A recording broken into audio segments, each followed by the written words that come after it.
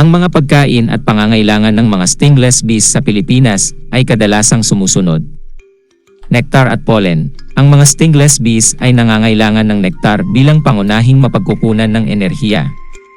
Ang mga halamang bulaklak tulad ng mga kampanilya, rosas, sunflower, at iba pang mga flowering plants ay maaaring magbigay ng malusog na nektar. Bukod dito, kinakain din ng mga stingless bees ang pollen na ginagamit nila bilang protina. Mga pwesto ng tubig, tulad ng ibang mga insekto, ang mga stingless bees ay nangangailangan ng tubig.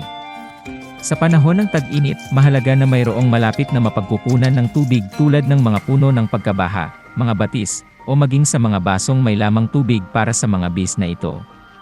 Tahanan o bahay. Ang mga stingless bees ay nangangailangan ng isang sapat at ligtas na tahanan. Karaniwang ginagamit ang mga pugad o colonies ng mga kahoy, tulad ng kahoy na nara o kahoy na kawayan.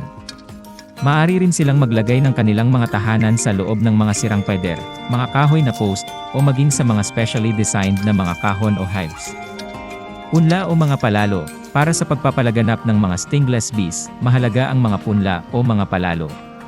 Ang mga ito ay maaaring ibinibenta o ipinapamahagi sa mga iba't ibang lugar upang makatulong sa populasyon ng mga bees. Paggalang at pangangalaga. Ang mga stingless bees ay dapat galangin at alagaan. Dapat iwasan ang paggamit ng kemikal na nakasisira sa kalusugan nila. Mahalaga rin na irespeto ang kanilang mga tahanan at kalikasan, at huwag sirain o pagnakawan ang mga ito. Sa pangkalahatan, mahalaga ang pagkakaroon ng mga flowering plants na mayroong malusog na nektar at pollen para sa mga stingless bees.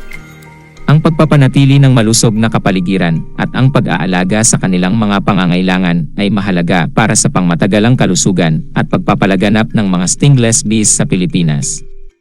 Paki-contact po si Cebu Stingless Bees para dagdag kaalaman. Maraming salamat po.